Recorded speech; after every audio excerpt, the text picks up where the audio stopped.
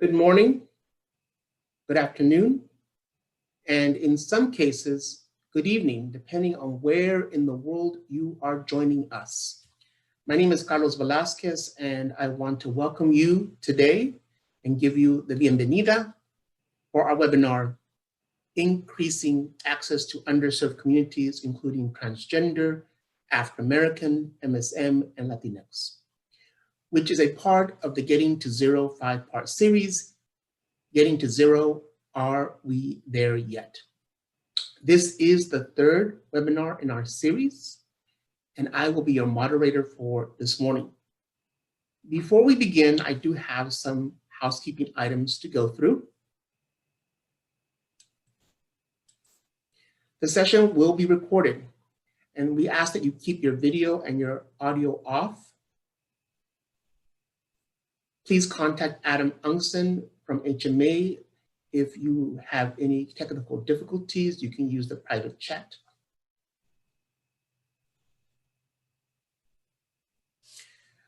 I do need to read this statement for video consent.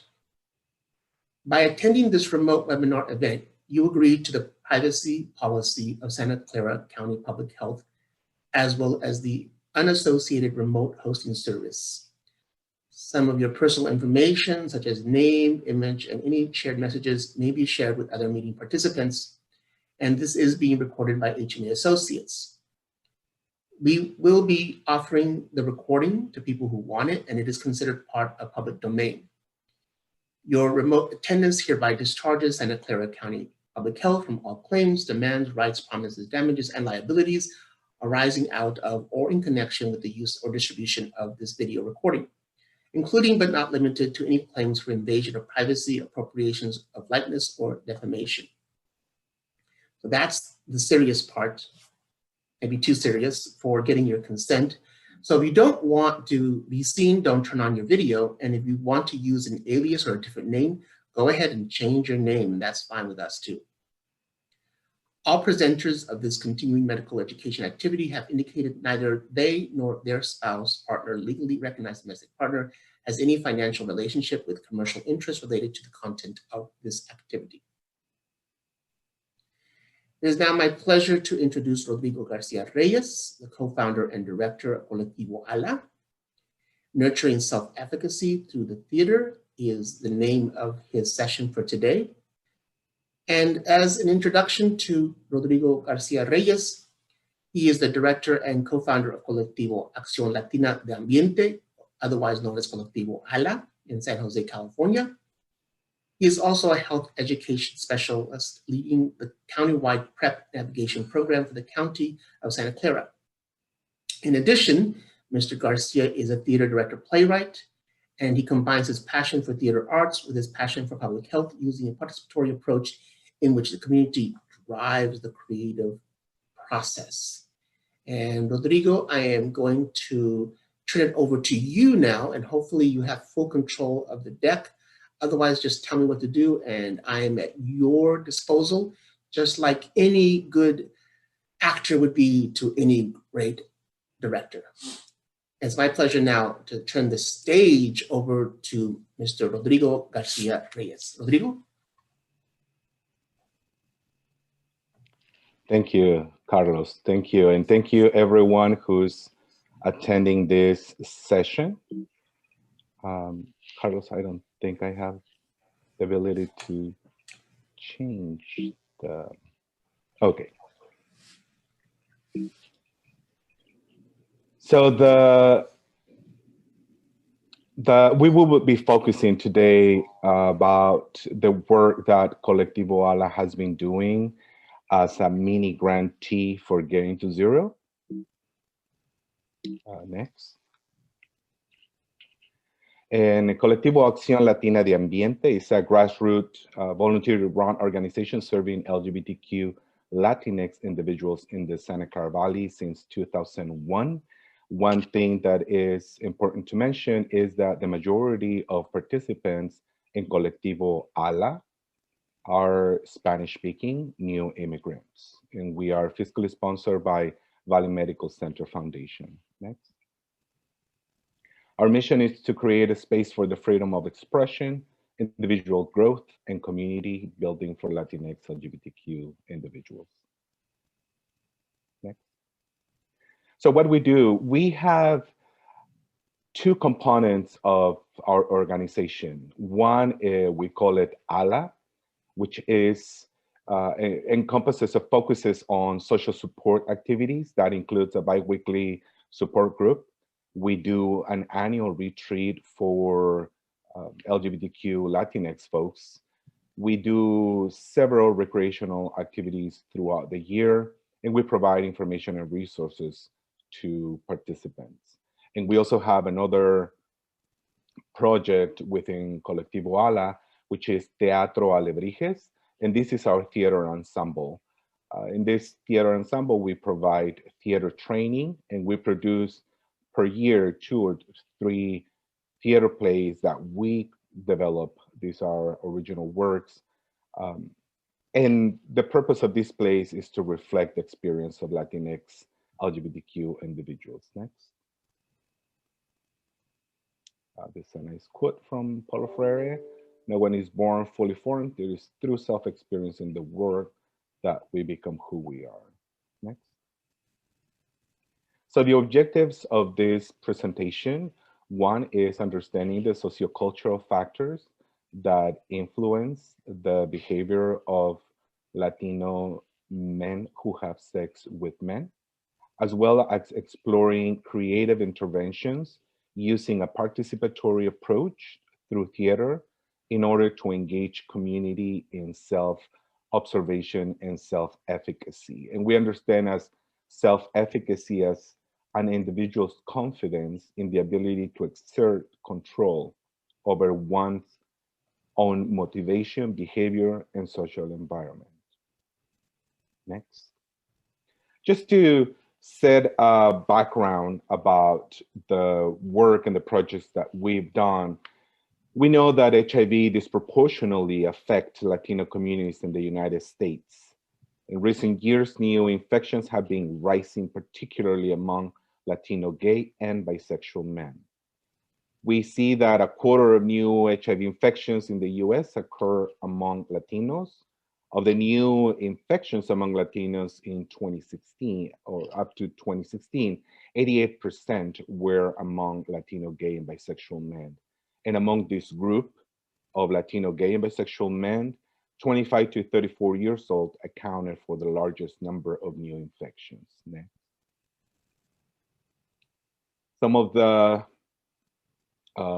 challenges in the progress of HIV prevention, we see that stigma plays a major challenge in any effort of HIV prevention.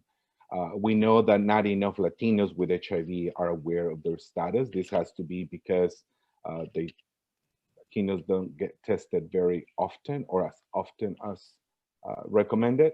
Also, Latinos account for 30% of PrEP uptake compared to 69% of their white counterparts. And most important, the fear of disclosing risk behaviors or sexual orientation can prevent them from seeking testing, disclosing their HIV status, and support and finding support from friends and family. Next. So our response to this, we participated in 2 different rounds of the mini grants from Getting to Zero. In the first mini grant round, we proposed to make a telenovela, which is a soap opera. This is very culturally specific, very popular particularly in Mexico, but in general in Latin American countries. And this was the first year. And then in a different year, we proposed to create and develop a theater play. We used the popular education framework in which we centered on participants' life experiences to help develop a more critical consciousness while affirming the dignity of all and recognizing that we were all both teacher and learner. Next.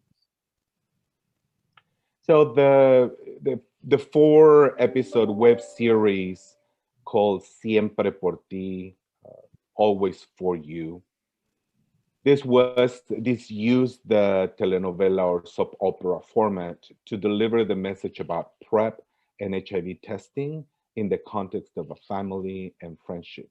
The series are available on YouTube, and even though the telenovela is all in Spanish, it has English subtitles, and it's available getting to zerosv.org website. Next. So when we were developing this telenovela, this project, we hosted a series of community sharing circles during the bi-weekly group sessions and asked participants to share their thoughts about PrEP and their experience with getting tested for HIV. And these were prompt questions that took us into all different directions. In addition, we offered a session just to educate folks about PrEP, including how it works, how to access it, etc. And then we did another session where we also collected their perspectives after they have seen the first, the informational session. Next. So some of the outcomes, we had an average of 30 participants attending each of the sharing circles, and their responses were very similar in a way. 2/3 of the participants had little to no information about PrEP. There was this belief that, well, I do not need PrEP because I know how to take care of myself. Also, there was this perception that if I was taking PrEP, I was going to be perceived as promiscuous. And I think this was a general feeling among many other groups. But it was very, very clear in this group that I did not want to be perceived as promiscuous. The majority feared of getting tested and getting a possible result. And obviously with that, how do I disclose my HIV status to my sexual partners, my family, my friends, etc. The majority said they wouldn't be able to disclose their HIV status because of fear of rejection and disappointment. Next. So once we created the telenovela, we put it up on Facebook and YouTube. And the first round, the first time that we posted it, it did not have Spanish, English subtitles, but nonetheless, we reached over 300 views in the first week. And in addition, and this was in the following year, in addition, we used the telenovela as a main device in an anti-stigma toolkit that we developed to serve as a training tool for organizations around HIV-related stigma. This toolkit is also available in the GTZ website, and you can download it and use it, and it's there. Next. So the second project that we did was a theater play, and this was through our theater ensemble. So we developed Canción de Cuna para un Niño Herido, Lullaby for a Wounded Boy. This was a full-length 2-act theater play that we produced.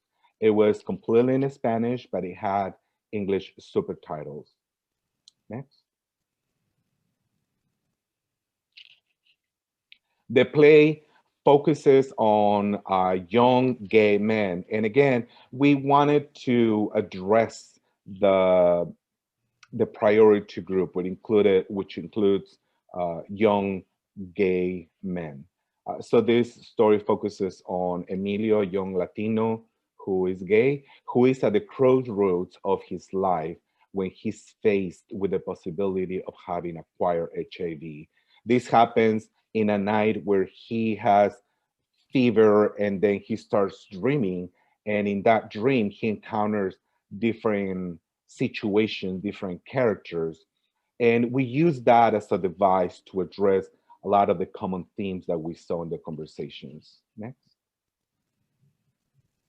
So we used a similar participatory method where, in this case, we conducted individual interviews among different folks.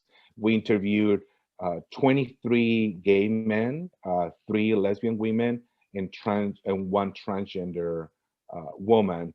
And we prompt them with questions like, when it comes to HIV, what are some things that are scare you the more?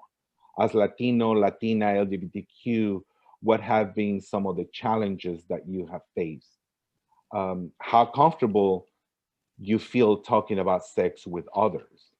As Latino, Latina, LGBT, what are some things that will make you happy?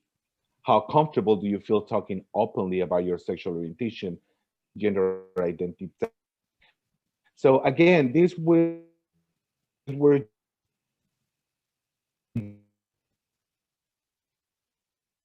stories that we collected serve as inspiration to build this play.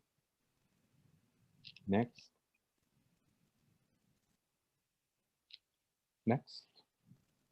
So we found among these topics, we found that if we can go back to friendship, we found that for gay Latino men, friends become the foundation of their personal support network, sometimes more so than their own families. Particularly for Latino immigrant, friends become their chosen family. And these have, a lot more to that because they will trust their friends a lot. Um, and, for good advice and not so good advice. So friends are very important in this group. Next. The majority of individuals, we can go next. Yeah, the majority of individuals we interviewed were raised Catholic, even though they don't practice their faith often. And we found that colonization tried to completely erase the religious beliefs of indigenous people, and its impact continued to prevail in these modern times. The concept of the pecado nefando or sodomy was the worst of all sins, and sinners at that time of the Inquisition were condemned to die. So this feeling has continued, and it become part of the DNA in this culture.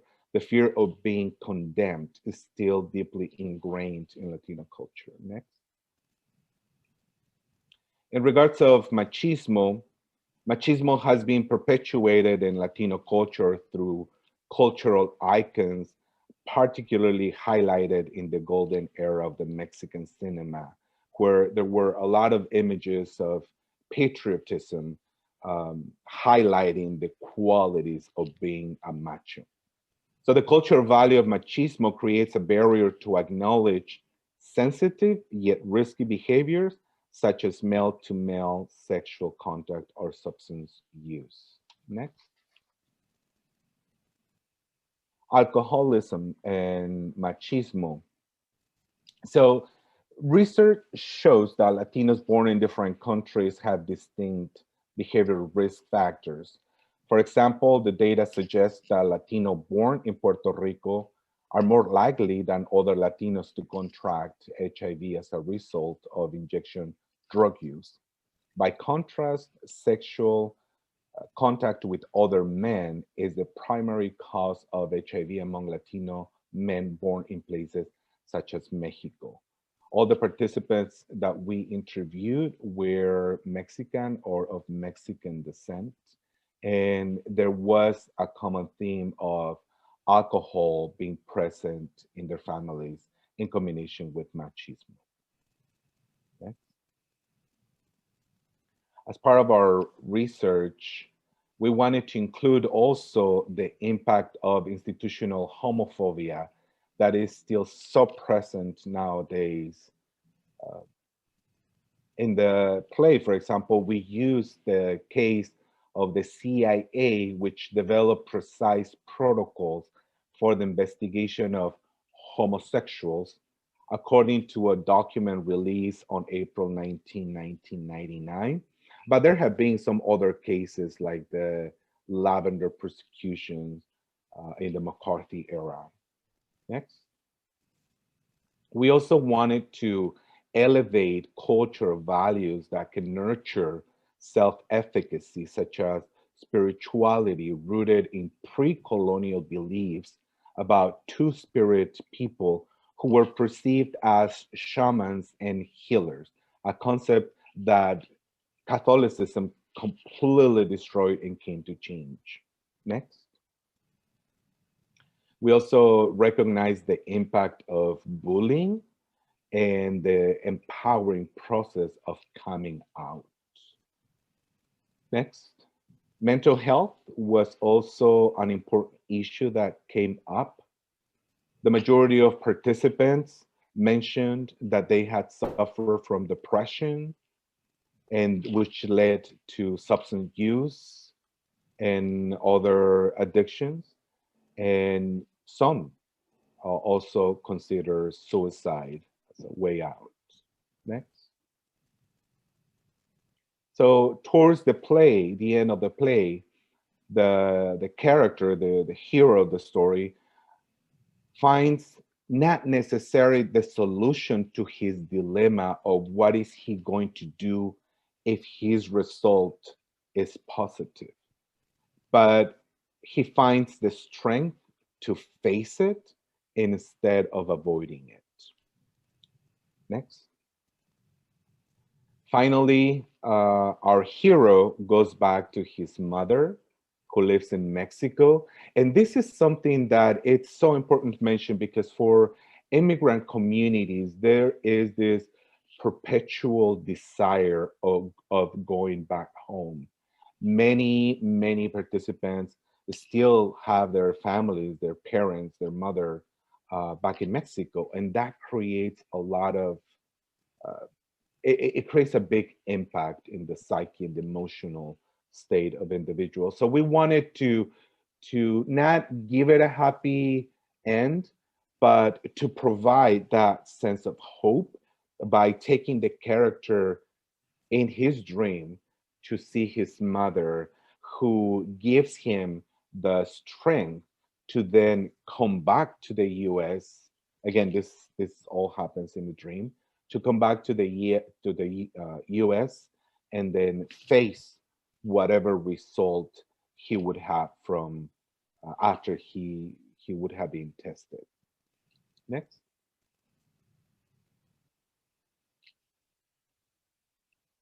So we performed the play in the span of 2 weeks. We performed Thursday, Friday, Saturday, and Sunday in a small black box theater. And we had over 457 people who enjoyed the performance. And we received a lot of compliments.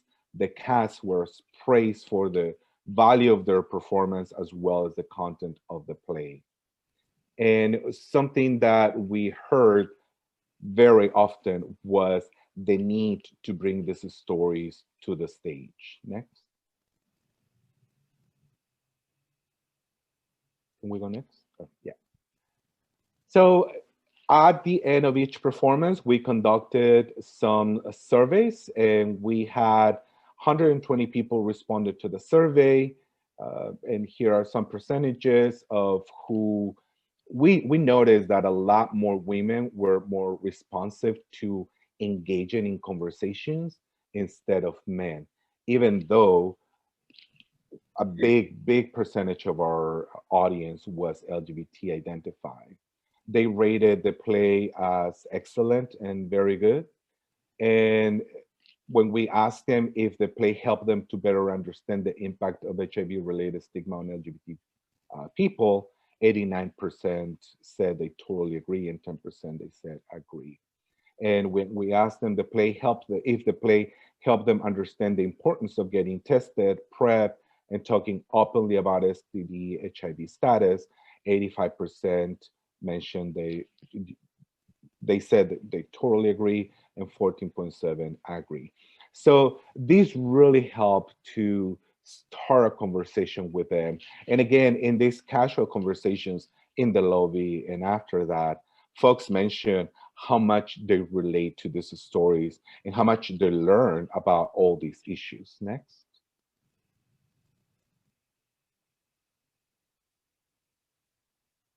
So some of the comments that people said, it made me understand the importance of getting tested. I'll tell my friends to get tested. It was raw and emotional, nothing sugar-coated. I absolutely loved it. It made me understand the importance of getting tested for HIV. Thank you so much. You made me cry more than once. Everyone needs to see it. This was a great experience. Our goal was to be able to produce it again this year to make it available to more audiences. Unfortunately, we were not able to do it, but we are currently trying to make the recording of one of the performances available for more people to watch it, including the subtitles on that. And with that, I end my presentation. Thank you very much.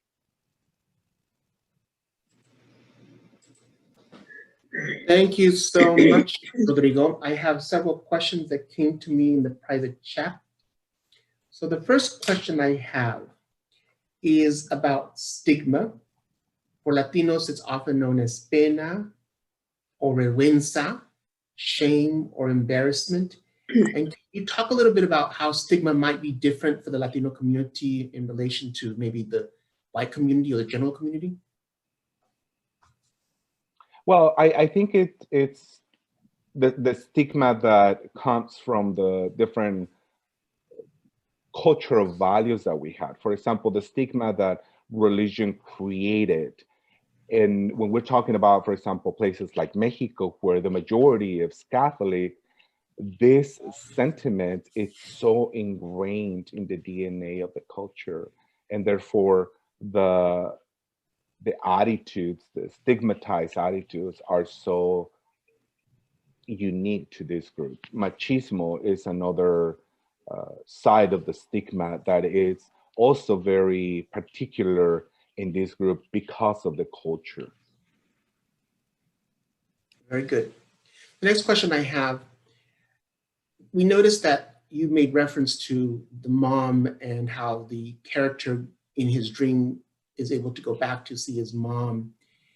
Can you talk a little bit about maybe the role of the father for Latinos, especially for gay and bisexual Latino men? Well, this is because of how particularly the economy is built, where there is this still idea that men are the providers of the family and they are the ones that have to go out to bring food to the table. And usually it's more likely the mothers will stay at home. And there's also, again, I think that there is a lot of religious ingrained into this because of how we perceive the Holy Mother, and this permeates into these relationships between the father and the son. But definitely the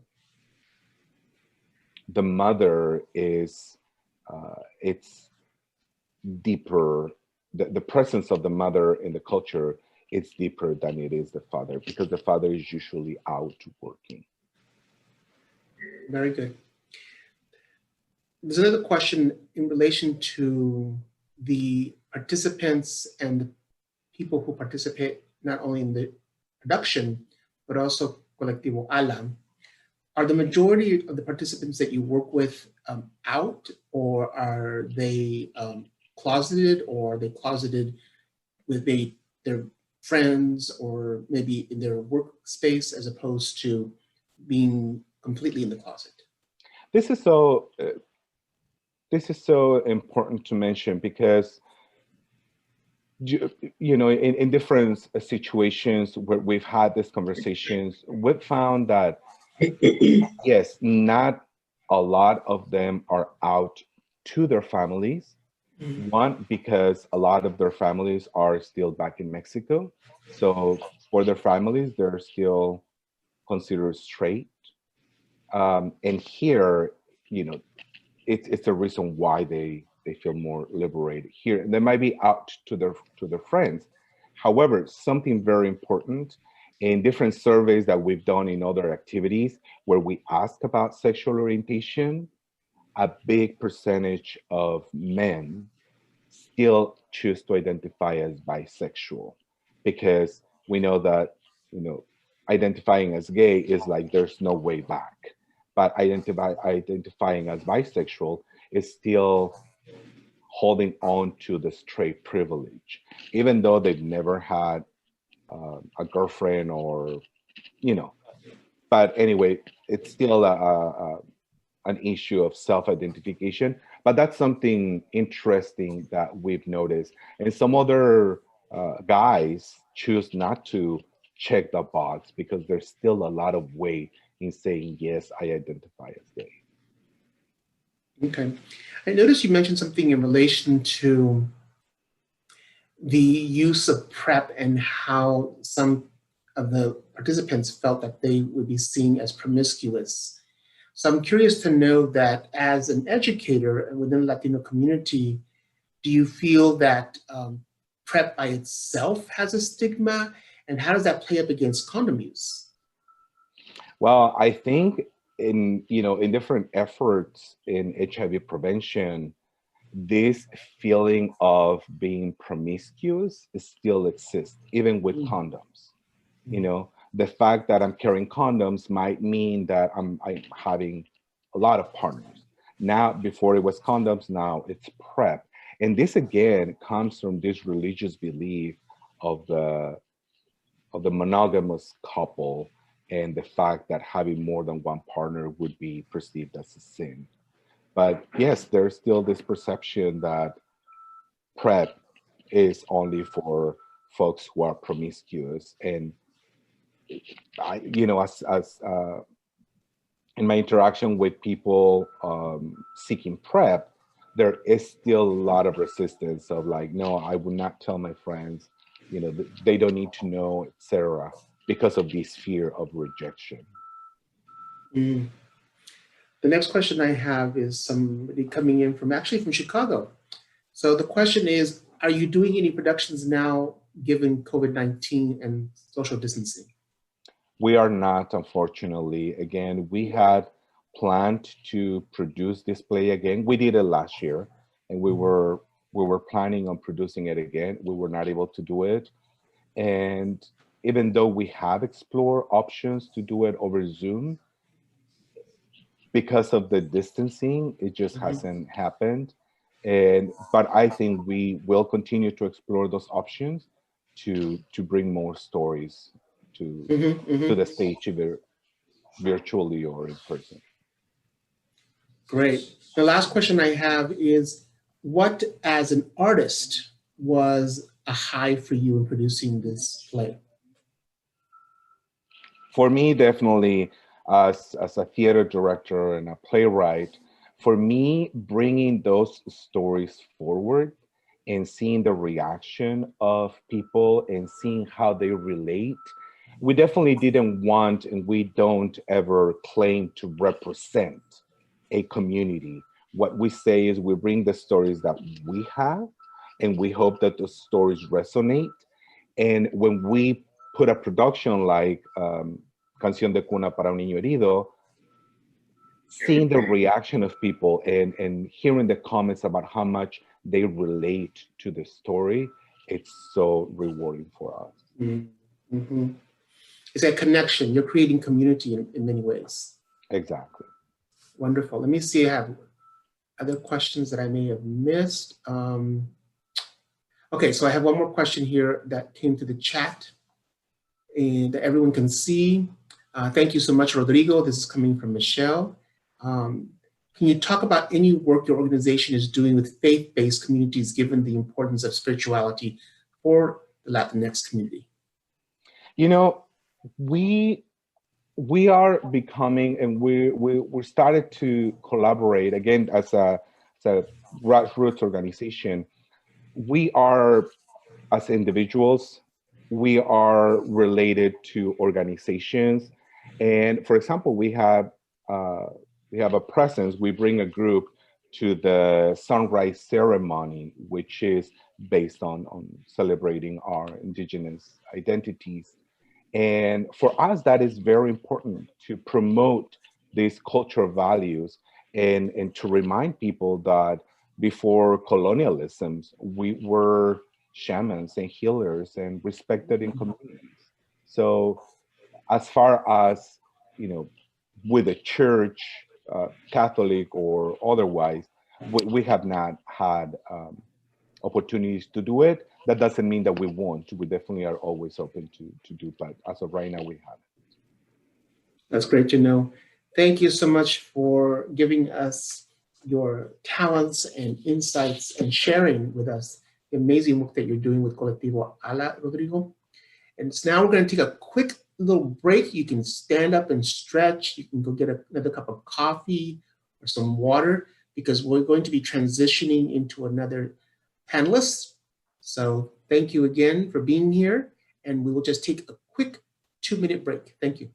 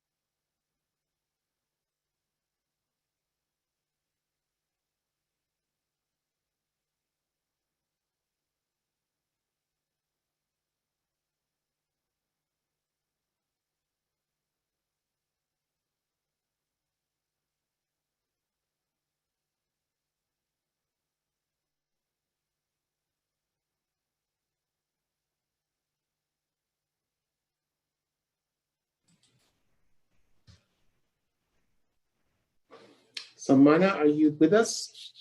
Yes. Very good. We'll begin in 30 seconds.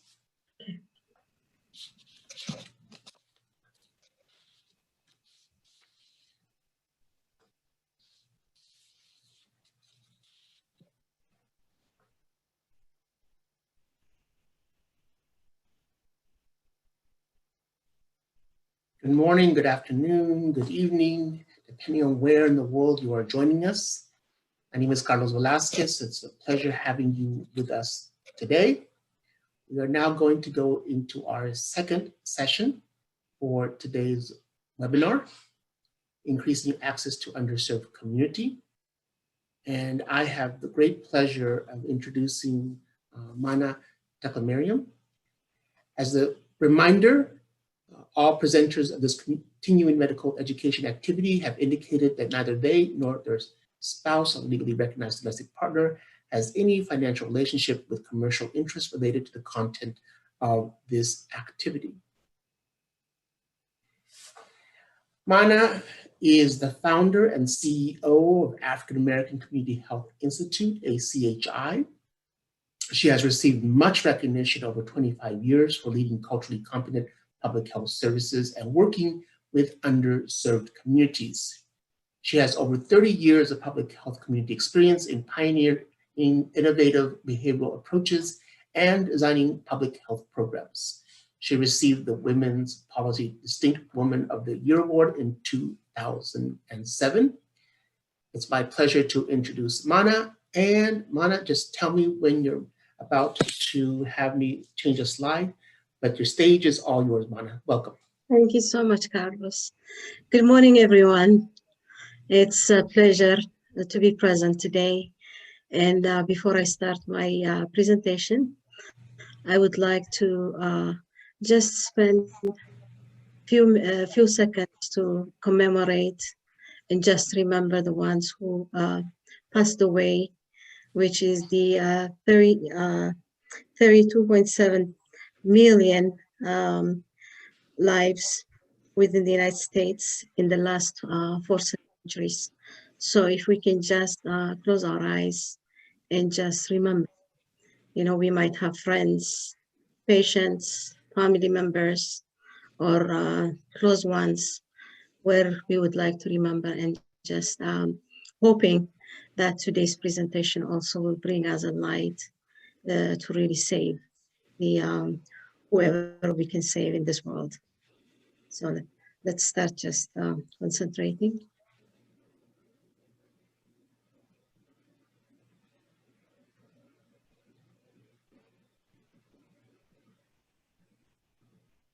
Thank you so much. Next slide, please.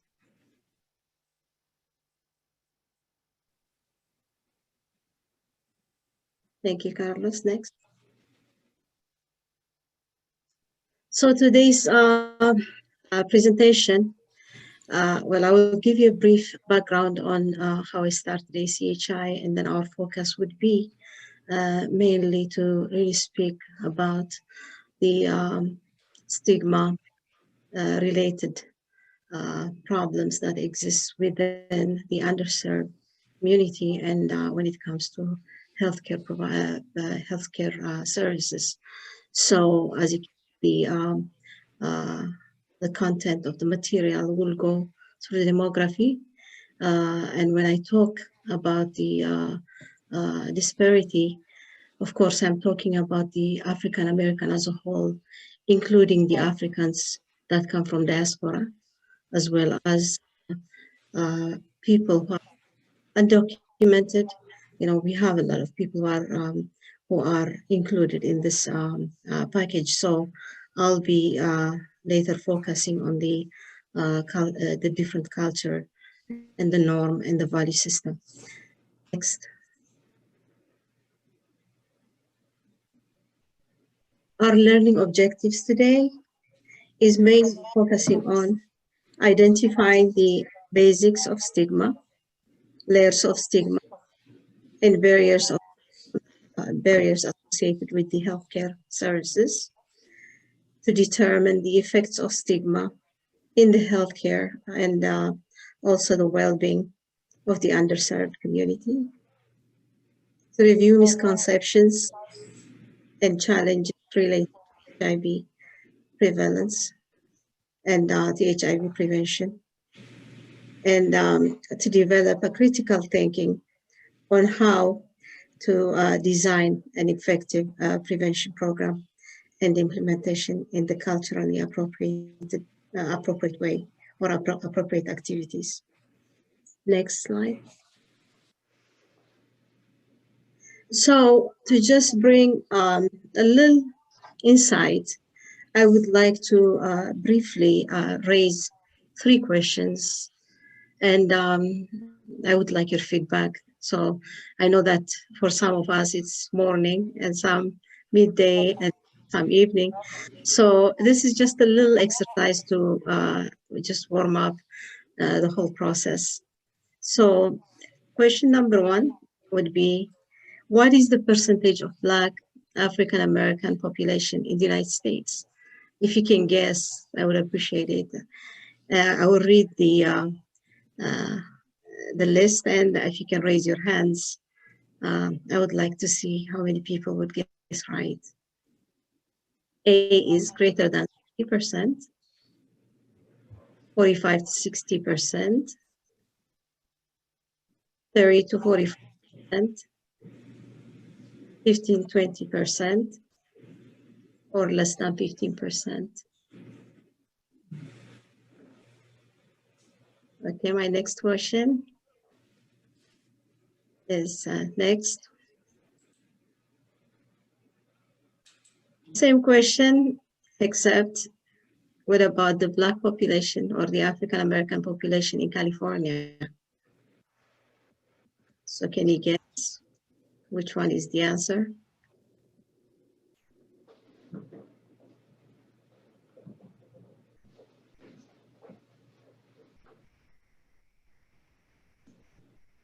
Okay, third question, next.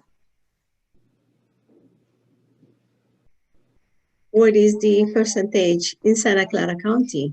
The same question, except in Santa Clara County. Greater than 20%, 15 to 20%, 10 to 14%, 5 to 9%, or less than 5%.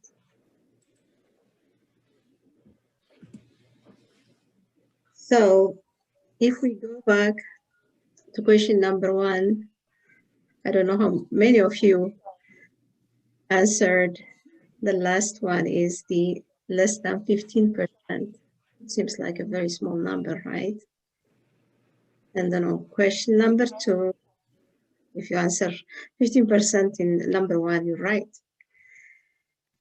Number 2 would be less than 10% is the number. And if you answer that number, you're right. And the third one is in Santa Clara County, the population is less than 5%. So it seems like a very, very small number. So we'll go to the next slide, please. So if you look at the HIV national epidemic, right here, what's highlighted is in the southern states, like the darker it is, the darker the color is, the more concentration the number is, or the higher the number is. So if we look at the southern states, California, the Nevada area, and Arizona area, and New York area seems to be the highest hit. That's where the highest number is. And why do we think that? You know, one of the reasons I can say is there is a great concentration of migrants or African American population. So next, please.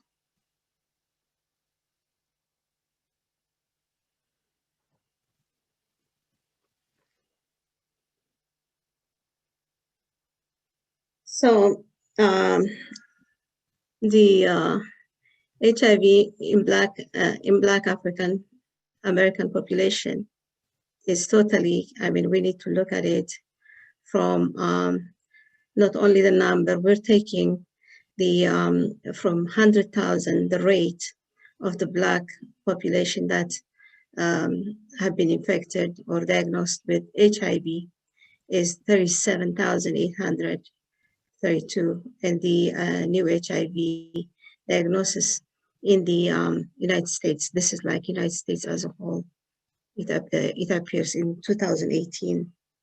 And you know, mainly it's nationally, it's the HIV. We're taking the 100,000 because we're trying to see the rate of the new diagnosis in California is 11.9%, 11.9 HIV surveillance reported in 2020 to 2031.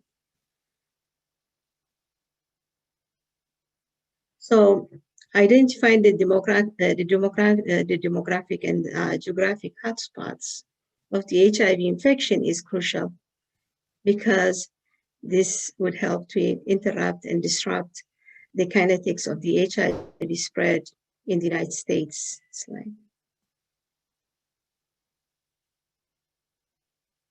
Disparities by race. So the 37,832 new diagnoses in Black African American, and then the disparity by gender and sexual orientation is, you know, it's again high.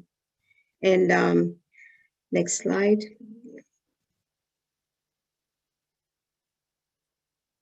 So if we look on this study, and you know, mainly we'll see the chart at you know, the studies like from 2018, from 2013, sorry, to 2018, and the highest hit population is the Black population, and what we see is between the age of 20 and 25.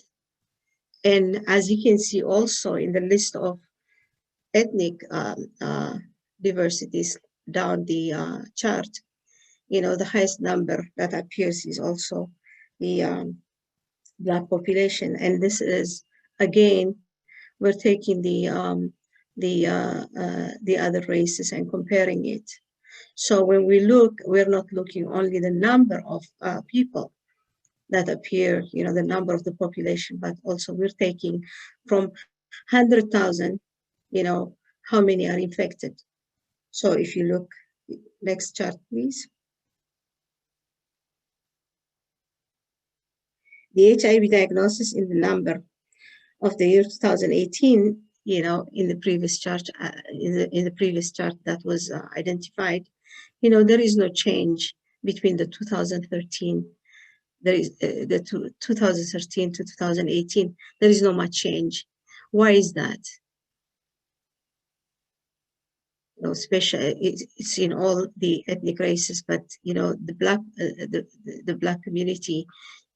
If you just look, the numbers of the Black people, it might appear to be small, but when it comes to the diagnosis and the HIV diagnosis of subpopulation, look again, it comes to be higher than the other races. So this again, it would identify the amount of epidemic there is quite serious, and it's quite volatile. Okay, next slide, please. So again, we come to migrant African descendants that come into the United States. And of course, we're including them with the African Americans here. The number, as in Santa Clara County only, there are over 10,000 Africans. These are the ones that are counted, but of course, there are also undocumented ones. And the HIV of the migrant context, we're trying to entertain the, there is a lot of reasons for, not being getting a lot of medical help. And one of the reasons is, one of the biggest reasons I can say is stigma. There is a lot of stigma in the community, not only stigma attached to the way they live, the way they carry on their day-to-day activities, and also the way the culture, the way the cultural norms and the value system in the community is. As Rodrigo was mentioning, it's very much similar to the Latino community, where a lot of people who come in with not only stigma, but also trauma attached to their problems. And some of them, they come in from war-torn countries. Besides the cultural values, they have a lot of worries in their lives where they come in undocumented. They might not have their papers, and they're scared of deportation if they find out that there is, in fact, an exposure to HIV, and they really don't want to know.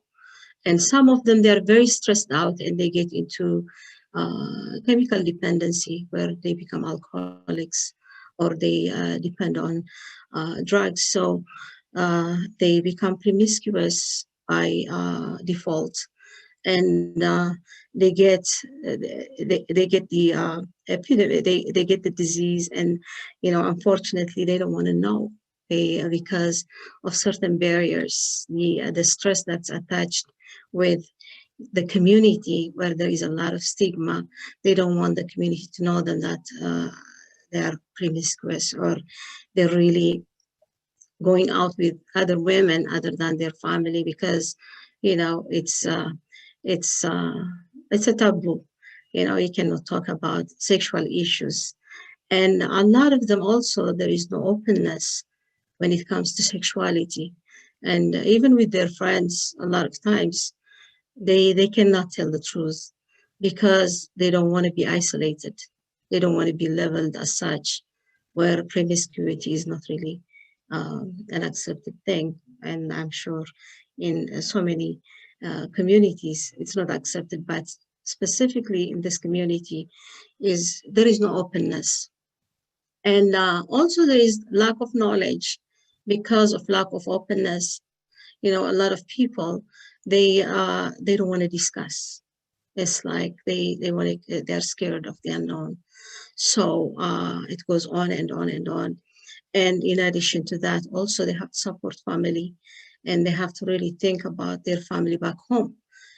So there is a lot of barrier when it comes to really thinking about their priorities, trying to make money, trying to support their family, but whatever money they have, they tend to really think in terms of, okay, how can I survive here? And a lot of them, they do have problems even surviving, because even the ones who are documented, they might not be fully taking care of themselves.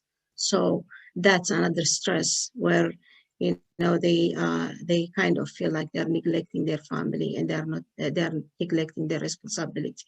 Next, please.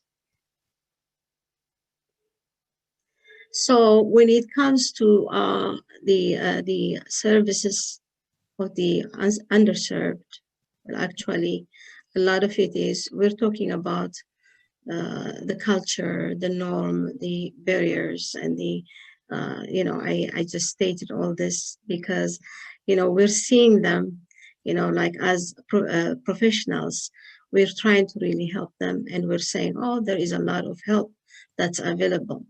As a professional, for example, a public health person might say, well, why aren't they taking advantage of the free services?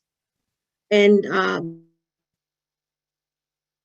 but we need to understand where they're coming from, because a lot of times, as caregivers, as care providers, we're not understanding their background, their cultural background. Where are they coming from? And not only where they're coming from, but also, what are they going through? Because it's not only the stigma issue that they're going through, there is a lot of mental health problems where they came from. Some of them, they had to travel, days and days to really get out of the country. And, they have been traveling from one place to another, also experiencing different cultures. There is cultural shock. And not only the cultural shock part of it, but, along the way, some experience rape, some experience, a lot of physical and mental torture. So there are multiple things that really affect them to trying to make a decision to come in and even take advantage of the free services. So, we have to really think in terms of how can we really understand these people. The assessment part of it is a very important level to really magnify where is this person coming from, what is the background of this person, what have they gone through, and their level of education is very important, because some of them, they might be coming from villages or small towns where they could be illiterate, and being able to really explain them in the language where they're not familiar. They might appear that they're understanding it, but, there is communication problems. So these are the things that a provider can see. And as you can see, there is a black block in the middle. And the area are like, people who are trying to get the services. And, there is a block or a barrier of communication because of the language, the culture, and the norm. So that's what we're trying to identify here. Next, please.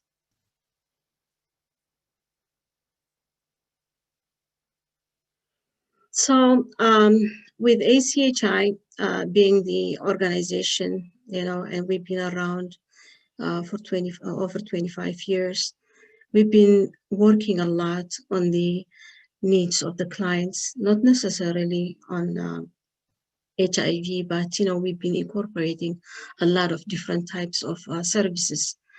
And we've been really building the foundation on how we can help such population. Specifically the immigrants from Africa. It's been a very challenging process. And one of the challenges is really trying to unveil the behavior that exists within the community. And I was encouraged. I used to work with Catholic charities and also some other big nonprofit organizations. And I saw the disparities of communication and also the service disparities, where I felt really, I was really sensitized to really get out of the shell and being able to really understand the population. While I was in Catholic charities, I was helping a lot of immigrants from Africa, and not only Africa, but also other places such as the Middle East. And, there was a variety of different ethnic groups where they were coming from different areas of the world. And it opened my mind to really see specifically the ones who came from Africa. There was a lot of disparities in communication. And I felt, well, I spoke two African languages, and I thought I might be able to use my skills effectively. And I thought of just starting the organization. And I started it in 2003, just doing some volunteer work and involving community members to do some volunteer to help me out without any kind of resources. We just started it on a community base. And then we went ahead and got the certification of a nonprofit organization in 2006. So from 2006, I fully was committed to really trying to help the community because I saw the disparities. It was not only the communication part of it, but also the healthcare providers, social workers, the eligibility workers. They needed some information on the population, and I was volunteering, in giving education not only to the community members or community leaders, but also I was going out in the bigger community and training the social workers, the eligibility workers, and also healthcare workers. I also partnered with existing organizations, nonprofit organizations, where I was utilizing the existing services. So it was a lot of hard work, but I was gratified because the community was willing to help me. So this was like trying to really deal with the unveiling the behavior was a very important component of the whole thing, because we do see the perception of the clients and then the projection of the health care providers, which is, a lot of times, as you can see the picture, there is a picture of a woman who is traditionally wearing her traditional attire. And it's like the other woman is diverted. So the first woman is the caregiver, and then the one that's diverted is the care receiver. So I thought, in the design of our program, bridging the gap was one of the main things that was really missing in the whole service part of it. Because to bridge a gap, we need to have culturally competent programs where you're incorporating a lot of linguistic translation. There are a lot of African descendants where they come in from diaspora and they need translation services. So I was approaching the community leaders where they can help out in utilizing the language that exists within their community. So I did a little study to see the population, and the highest in number appeared to be the ones from the Horn of Africa. And we took as an example, and I also felt really comfortable because I spoke the two languages, and we started the services in the two languages, which is the Eritrean language, which is Tigrinya, and the Ethiopian language, Amharic. So we started translating certain materials and also helping the people in a more culturally competent way. And we didn't neglect other Africans. I mean, of course, there are Africans who speak French and English and other language. So I try to really give as much help as I can, but I was focusing more on the Horn of Africa. So mainly to unveil the behavior, we looked into the perception of the clients. And we try to really bridge the gap that exists between the service seeker and the service provider. And we really helped in translation practically and case management, which is mainly not only educating the client, but also educating the service providers. Again, the perception of the clients start really changing. And this also helped in the transformation of trying to get used to the new country where they came in. And we start helping in cultural appropriate way also to go to their community events, to festivities, to religious events. I mean, wherever activities exist, we participated, so that way we can go to the community in a more natural way and introduce our services.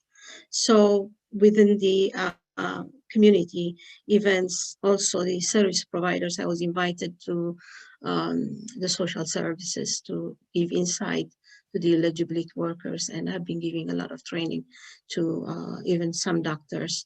We take them to hospitals to be able to really introduce. So the idea of the HIV education came, after seeing a lot of disparities. There were clients who were not really getting the right kind of help on time, with their exposure. So we thought of implementing certain programs.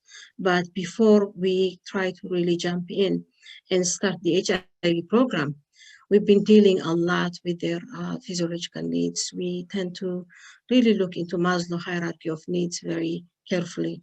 And we started with the foundation, because a lot of them, they do seek like basic physiological help, where they need food, they need housing, they need medical help, just the basic things, and then really go on and trying to really progress to their emotional, psychological, and social needs.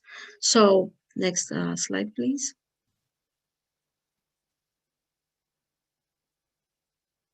Next slide. Okay, so we worked tremendously in trying to get the basic work done, and we progressed, and we started looking into their health disparities.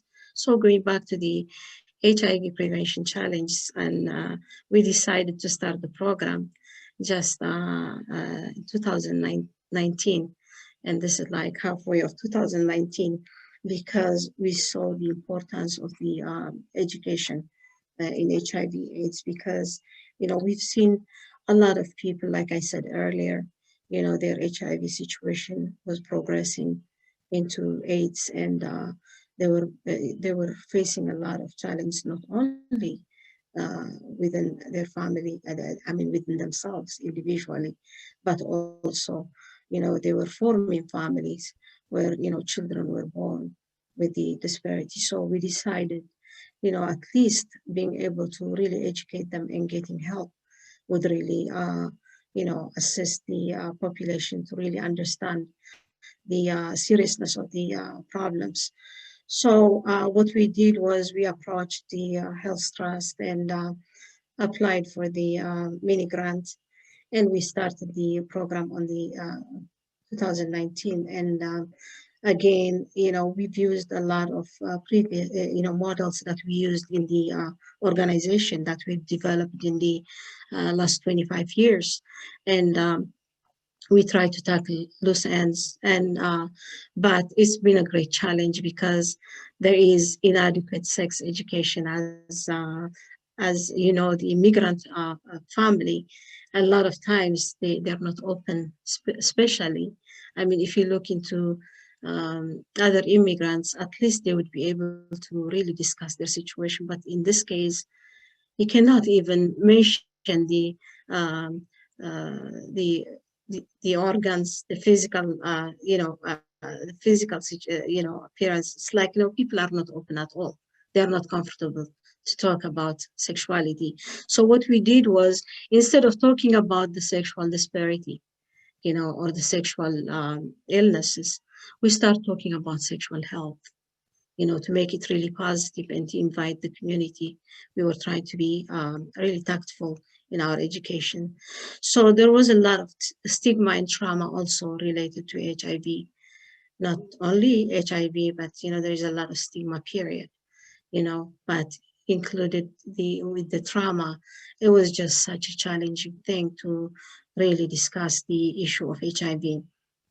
And there is a great homophobia. There are people who would like to express their sexuality openly, but it's unheard of because they're isolated of the community. And I was listening to Rodrigo, the same way in the African community, religion plays a greater deal. And the problem is, it's very threatening when a person opens up of their sexual preferences, as if they're homosexuals, or it's like if they want to really express themselves, and it's unheard of.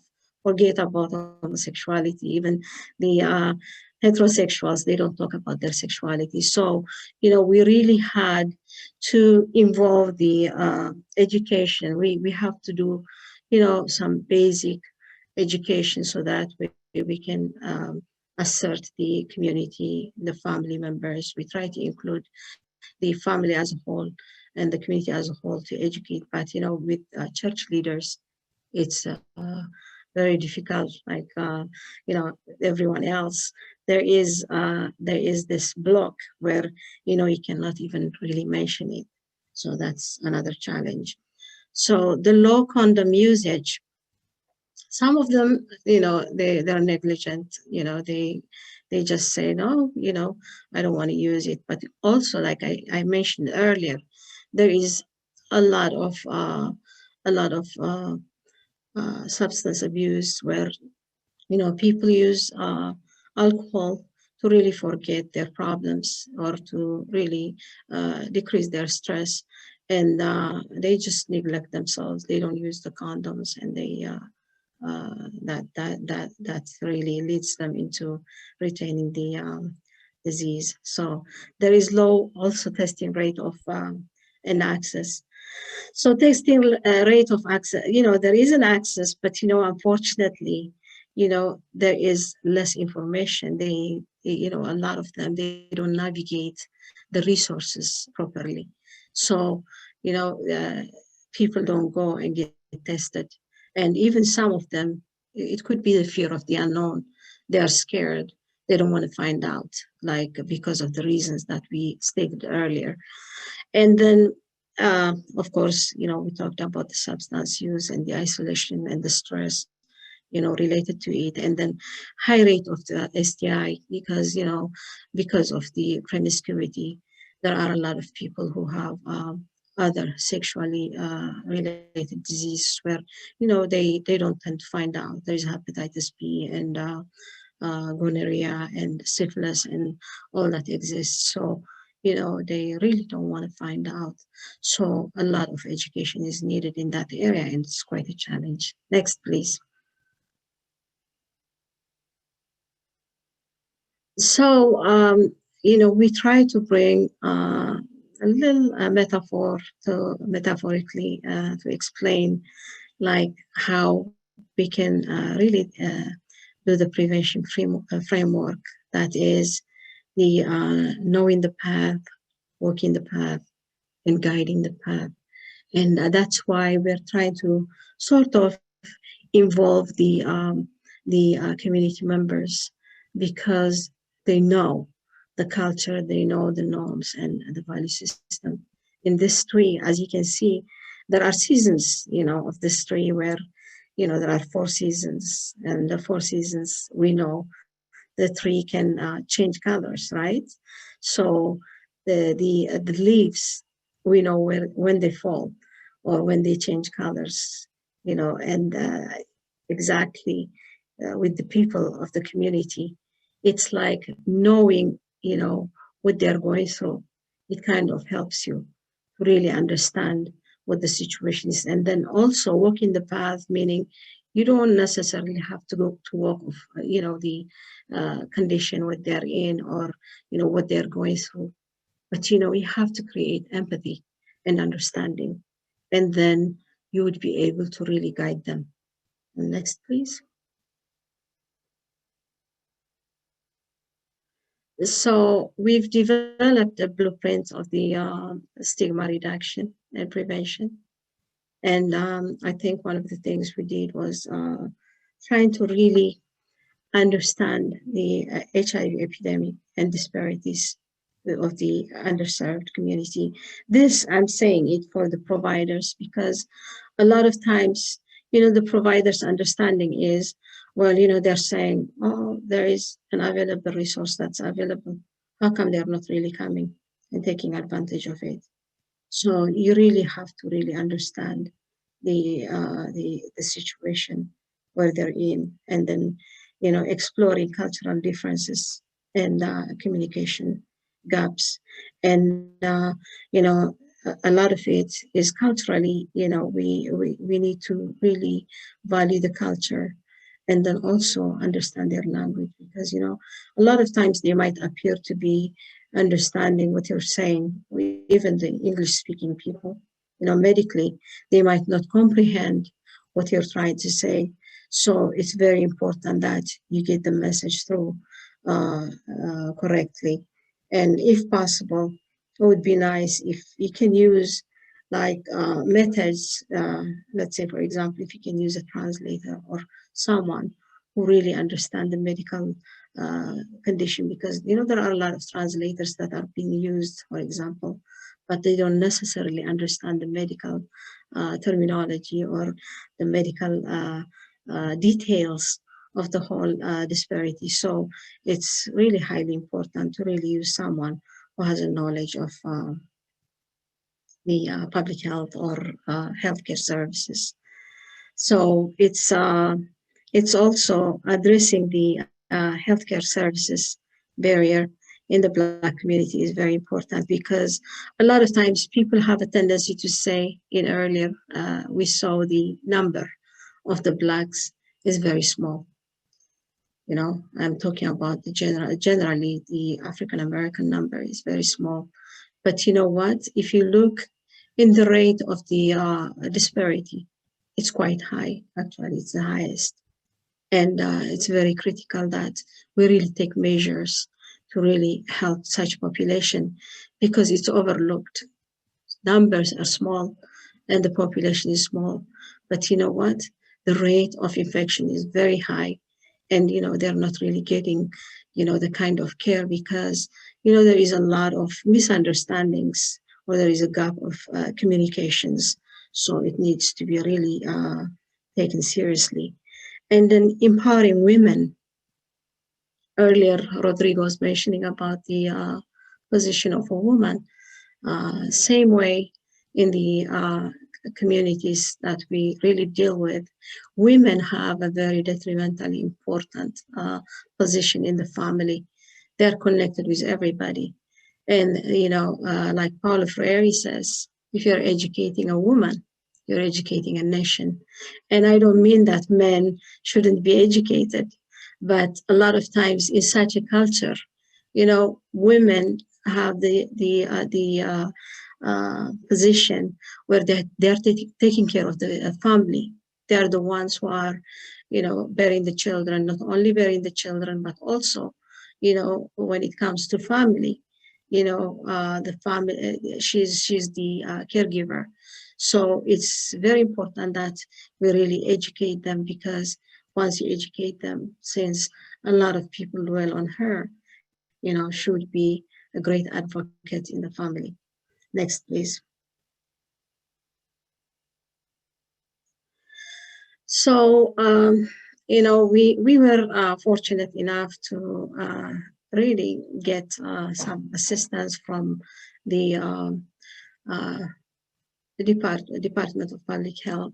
It's a mini grant, but we've learned a great deal out of this particular small program. And we don't call it small, it's big for us, because we've encompassed a lot of the models that we've used in the organization previously to change a behavior. And we're big in changing behavior. We do deal with behavioral issues. And also, there is a lot of mental health issues where we use pre-existing services where we refer our clients, but we developed this model of behavioral approach, so that way it would really help us see where the client is, or where the level of the person is. So, you can take your time and read it, but mainly I would like to highlight, we took the barriers, the culture, the language, the economy, the education, and the stigma in perspective. And from there, during our assessment period, we make sure that these areas are well covered. And then we do deal with the HIV. We're using this particular model for HIV and STD.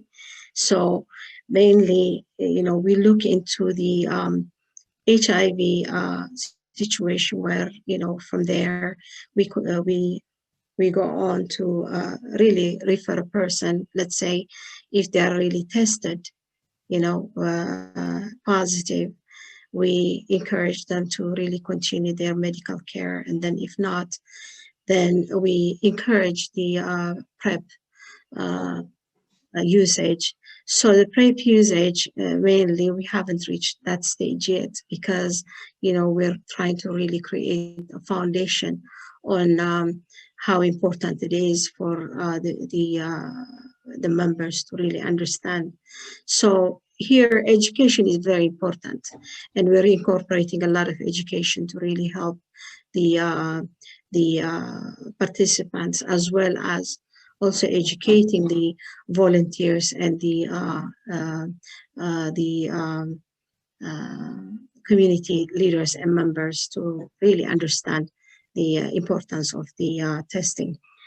So from there, we involve the community. On the community level, we do a lot of outreach, and the outreach materials, we translated it in the two languages we're focusing, but eventually we'll include other languages. And also, we have produced a video, and the video is predominantly to really educate the public, to give them a little information on what our resources include. And not only that, but also it's culturally appropriate. We translated it in two languages, and we made sure that we involved the participants, or the clients, to really be actors, so they can produce their own video. So because of the lack of resources, and then also secondly, we want to empower the clients to really produce their own videos, and we involved them as actors. And because of the COVID situation, we were very restricted in the space, and also the actors. We've had a little challenge. So we also involve the care providers, which is, for example, our partner, or our partner clinic, Roots Clinic, where we involve them as actors to really participate in the video production, so that they can give, some knowledge-based information. So then we're talking about the referral and the clinical services and the counseling. So the referrals are very important here. We tend to really involve the volunteers to use them as case managers or case workers.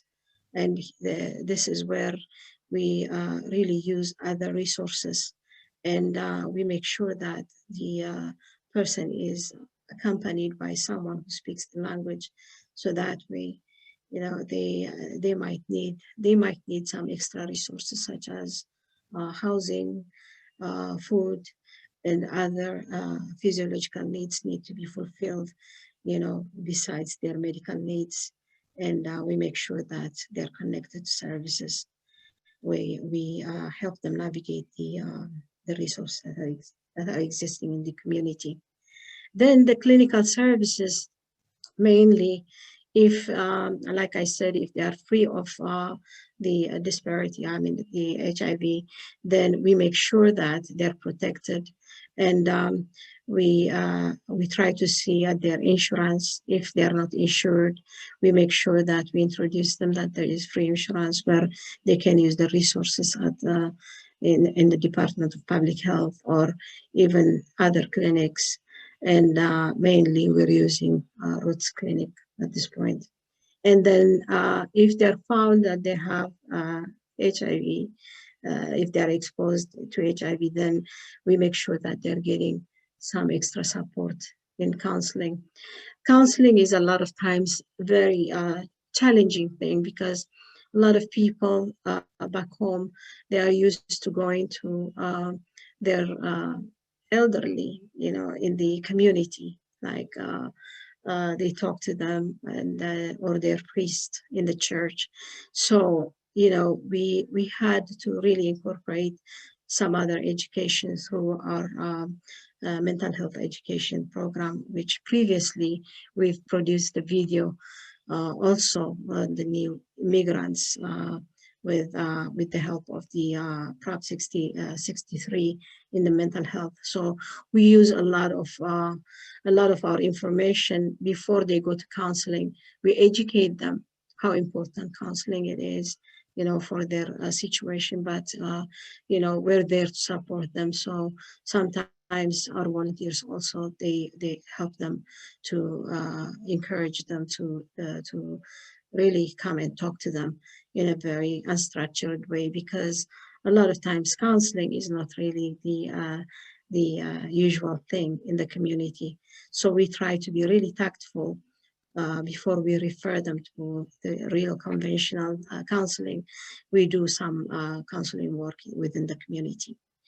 So the utilization of services and the administration of grants and all that would be the institutions. Like, we try to look into deeper work, because a lot of times, as of volunteers cannot do enough work. We're very fortunate at ACHI. We've had a lot of amazing volunteers that come in and that have been really helping, gratis, without any kind of payments. But, it's very difficult to get really committed staff members. So now we're trying to look for more funding resources, so that we have paid staff that can do the job, because, as we're doing the job seriously, we're committing our time.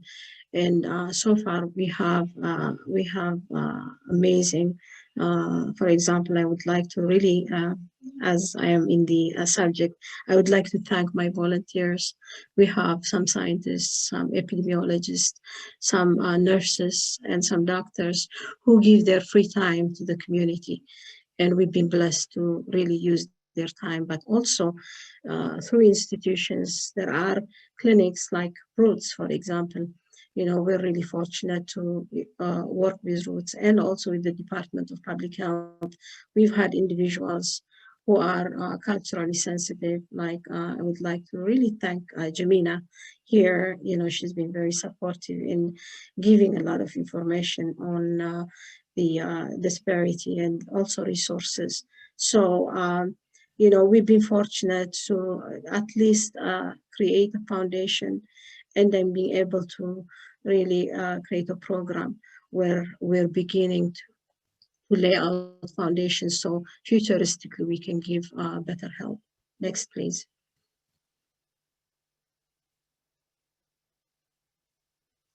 So throughout this program, we've been, like I said earlier, we've had a lot of models that we've been using, but this particular model is a 9-step model that we've developed for this program in particular. And as you can see, we've been educating not only the clients, but the bigger public, and also our volunteers, our community members. And that has been our key thing. education really opens up the area of the community communication. And also, it helps us to really create trusting relationship within the community members, and then being able to really do the work effectively. And then the community outreach, we've done it, in a very successful way. I think people are beginning to really pay attention to the videos that we have produced. It's just a recent video. The previous videos that we produced were very effective, especially when it comes to the mental health videos. We've used real people talking about their real experiences. They've been walking through the challenge that they have gone through. So a lot of times the community itself, they believe the word of the community members. So what we did was we used the community people who really speak the common language. So that way they can just tell them, the kind of barriers and the kind of difficulties they have been going through. And then also the cultural barrier that they have gone through. So that kind of helps to really open up and to say, well, I can do it too. So, the outreach materials have been really helpful, and we've also used the same model to replicate it. And we produced the video in trying to educate people about the disparities of the epidemic. So we translated it into two languages, and if you need any copy of the video, I think it's out in the YouTube, so I can give you the information of you can get a hold of the video. So we're going to play a clip, from the video right now, and you will be able to just see a little piece of it. So mainly the 9 steps you follow, and probably what we need to really identify here is that, it takes really a village to really help a child. And when that's what we did, the concept of the African proverb, that we try to use it to really incorporate not only the smaller community to really help out, to help us to become advocates of their own community, but also the bigger community to be able to use the resources in the most effective way. So the community health partnership, I would like to say a little bit, the short journey of the ACHI with roots. It's like, the 3-minute video we're going to play right now. And then physically, we are only 3.3 miles from roots, where we can refer our clients. Please, you can play the video, Carlos. Thank you. Who you are, the language of your preference, and the kind of culture that you have. You don't have to really go through a struggle of trying to explain what your identity is, because we truly understand. So we want you to really feel at home, to trust our services, that it's going to be absolutely confidential. A lot of times there is a lot of stigma attached towards dealing with such issues.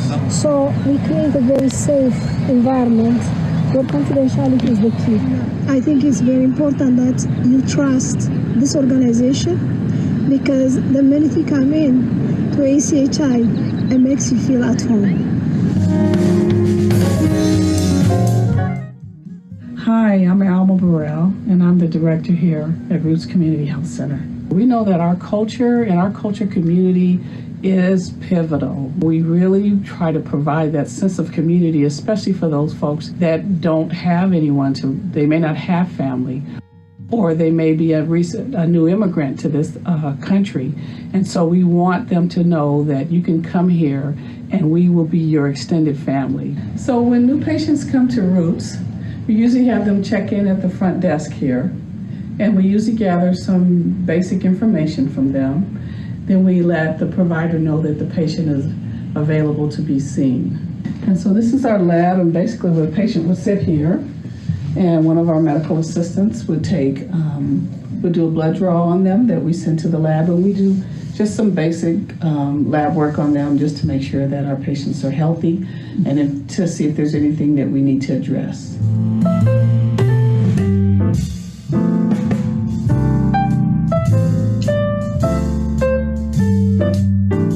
I'm Mary Nutting, the nurse practitioner at Roots Community Health Center. We offer PrEP services here. Any patient that's interested in taking PrEP, generally we prescribe Truvada, which is a medication that patients who feel they're at risk of acquiring HIV, either sexually or through IV drug use, or patients who may even have an HIV positive mate and they want to protect themselves. We offer that type of support and counseling here, and we can set any patient up with taking those medications and monitoring them and make sure that we do it appropriately and safely so that they can have a productive situation in their own environment. Hi, my name is Dr. Donald Golden, MD. I'm the medical director here at Roots Community Health Center in San Jose. The underserved community has many different challenges, and we're lucky to be here at Roots because this particular facility, Roots, has a lot of support for the underserved community. People who don't have the ability to optimize their interactions with healthcare providers. Thank you. Next, please. So the idea of this video is it's not perfect, you know, and we don't want it to be perfect. The way it's made is it's made by the community members.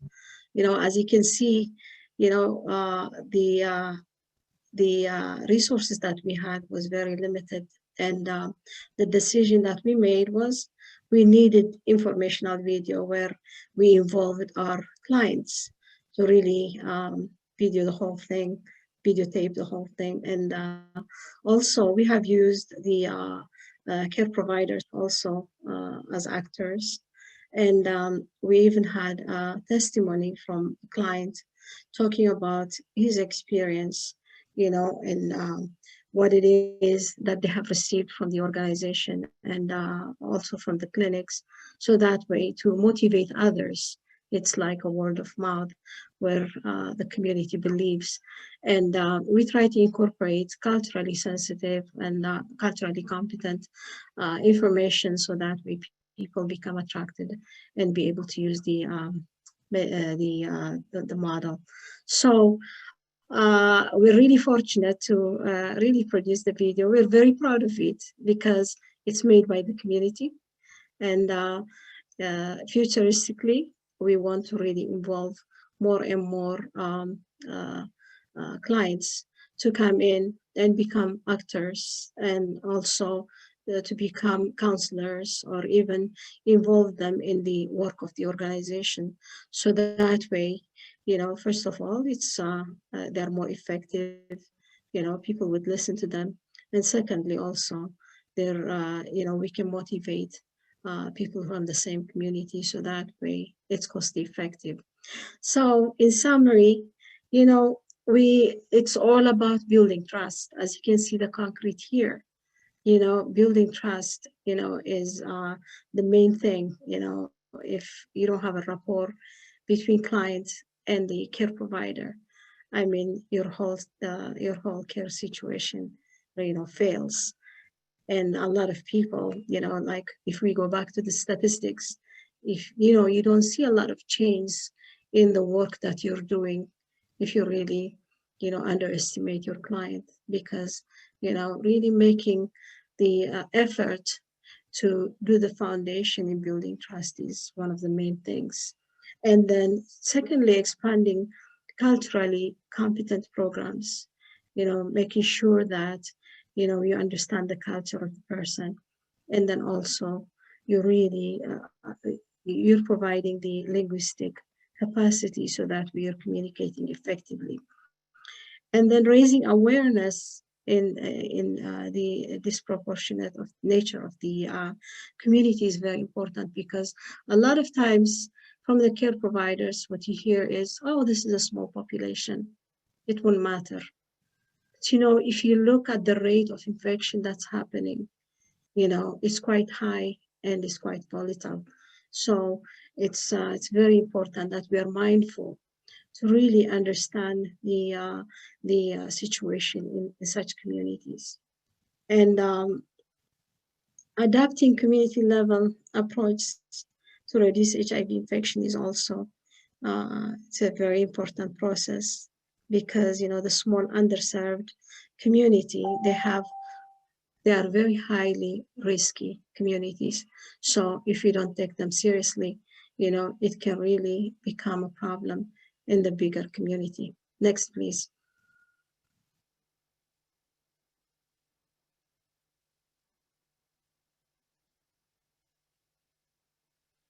So I think to sum up to the whole situation, I would like to really take the moment to thank the community members at this point for really helping us in the day-to-day situation of the clients.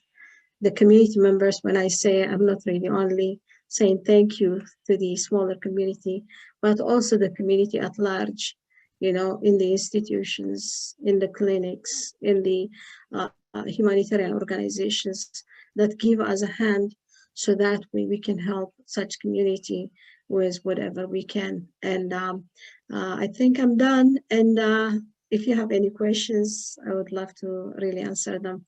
Thank you, Carlos.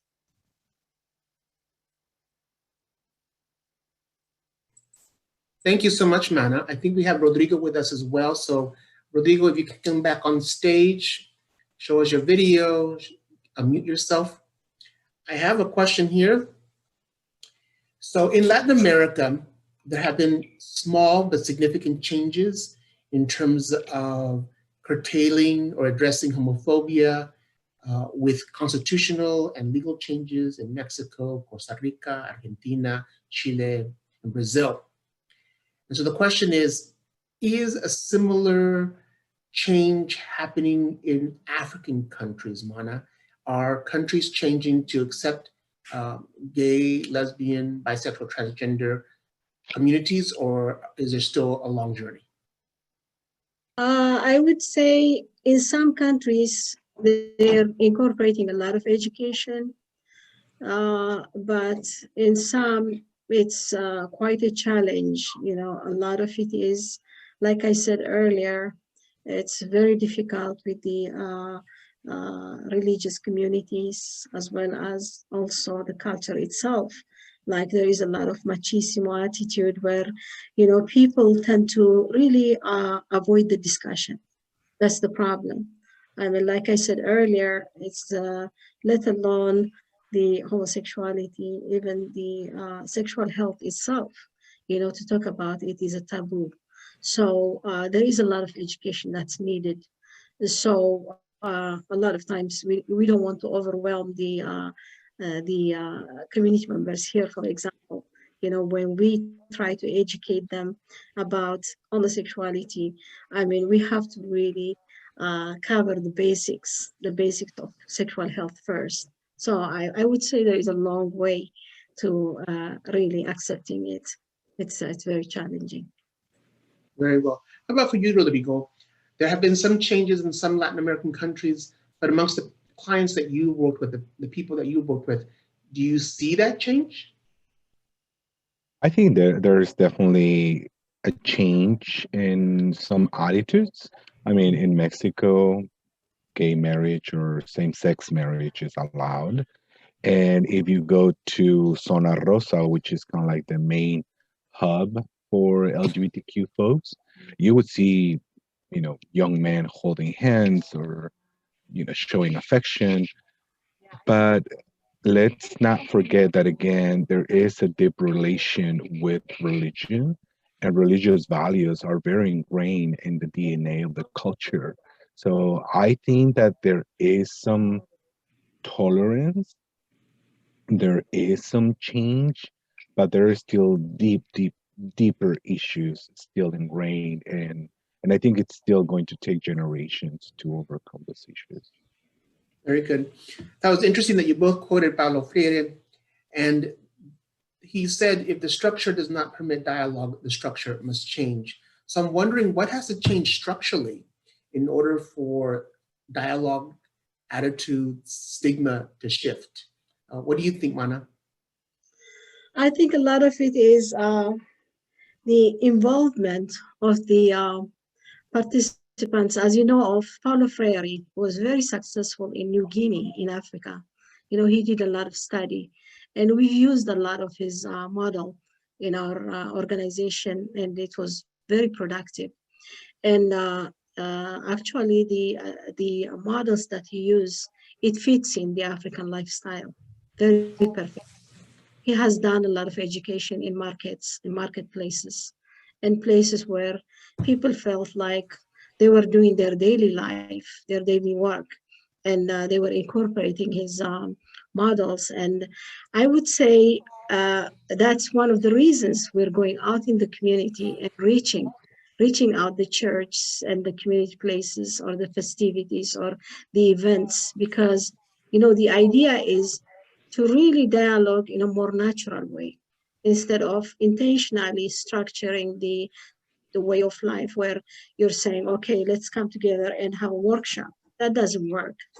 You know, mainly, you know, his model really talks about the dialoguing in a sense in a more natural space. So we're really beginning to, you know, actually we use it quite effectively in places where there is a social strata where people are gathering for social reasons, and then we introduce certain programs. So we've been successful in that end, and we'll continue doing that because, you know, it's been very effective. That's fascinating, Mana. Thank you. Now, he constantly makes reference to struggle. And I'm wondering, Rodrigo, if there's going to be a change in our lifetime, meaning is that structural change going to be a matter of recognizing civil unions in the Catholic Church, for example, and what impact do you think that will have on stigma and homophobia and acceptance of LGBT folks? Well, I hope that there is some change. I mean, the Pope the current Pope has been, has made mention of gay folks. I mean, the Catholic Church still does not accept, the homosexual acts, right? But there is already mention, and I think that's a little gap or the little entrance to a larger conversation. And I think is the role of all of us to widen that entrance and make it bigger by normalizing these conversations. I think there's still a lot to do in dismantling homophobia and sexism uh, in our countries. There's still a lot. There's so much at an institutional level and all these structures of power that, I mean, the work of empowering the community, it's so important because by empowering them, we are also creating opportunities for them to change the narrative that was created for them, and then changing it to something more uh, and achieving that self-efficacy that we were talking about. So there's still a lot of work to do, and I hope that change continues, even if it's at a smaller steps. Sure. It's almost like that old adage that we used to hear that homophobia kills, but empowerment saves lives. And I'm wondering, Mana, you talk a lot about your clients. How is it different for the women that you work with? We saw some statistics that showed a high level of women who are HIV positive within the African American and the Black community. We can talk a little bit about how you work with women in your clinic and in your organization. Sure. We were being very creative in inviting the women to some other programs besides the public health education. For example, we had sewing class, and literacy class where they were learning English. And during the sewing sessions, we're incorporating a lot of social discussions where the women talk about their problems at home.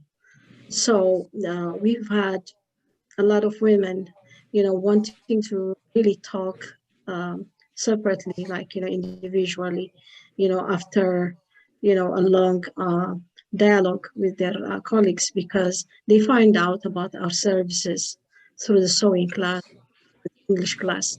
So, we had a lot of indirect programs we were incorporating. So that way people feel comfortable coming into the center to learn something else. And then they end up really finding out about the services we have, and they've been referring themselves and expressing themselves with the problems or challenges they were facing at home.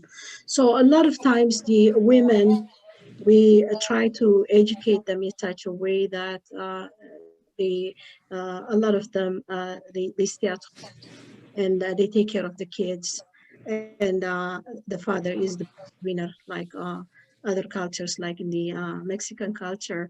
And but the funny thing is, a lot of women are really oppressed. They're not really independent thinkers when it comes to really taking care of themselves or their own needs. They've been dictated, or they've been really monitored by their husbands. Of course, it doesn't mean that we don't have women who are independent, but I'm talking about predominantly women have been, the caregivers of their family, and they've been really staying at home. And when it comes to decision-making process, it's the man that's on top of everything. This is back home. So when they come in to the Western countries, they start working, they start really being productive, and they are part of the decision making. So that's where the conflict comes. If they are not really prepared enough to really play their part in the family, it could create a lot of challenge for the men, because there is a role reverse process. So they need to be empowered not to be separated or divorced from their husbands, but also, how can they play the role of a woman and yet also be independent? So you have to create a balance. And we've had certain educational programs where we try to empower them to really take care of themselves. We've had certain public health programs, and then also parenting programs. So we have introduced a parenting program for a purpose, because, we're engaging not only the woman, but also the man in the process on how to take care of their children. And along the way, we are incorporating information on how they can take care of each other. So it's an ongoing challenge. For some, it takes a little time to adjust. But for many, they had to really compromise because there are children in the middle. And, because of their children, they love to be with their family. They kind of try to learn the new way of living. And it's a hard transition, but, that transition has to be done, slowly. So we're doing some educational programs in a more natural way. So we don't intimidate the men. We encourage the men as the women. And, what we do is we help them, the way to really, for both of them to fluctuate and be able to accommodate each other. So it's been a challenge, but, it's some of it is really working. And we're using the parenting skills really Great. as a model. Excellent. Thank you, Mana. I have to say goodbye. And Rodrigo, I hope that we have continued conversations with you and learn more from your program. And Mana, I applaud you for all your efforts. Just as a reminder to fill out your evaluation, I want to take this moment to thank everybody, especially the panelists, for providing their insights and sharing their talents and their commitment to the community. I want to thank Santa Clara County Health Department, the Health Trust, Pacific AIDS Education and Training Center, and all the people that were behind the scenes making this whole webinar possible, and to all of you who participated. It's always encouraging to see people getting up really early to be a part of something that hopefully will make them think, make them act, but if anything, talk to the people that they love in their lives, because the challenge becomes possible with continued dialogue, to quote Pierre. And with that, I say goodbye and thank you so much for today's session. Thank you. Thank you.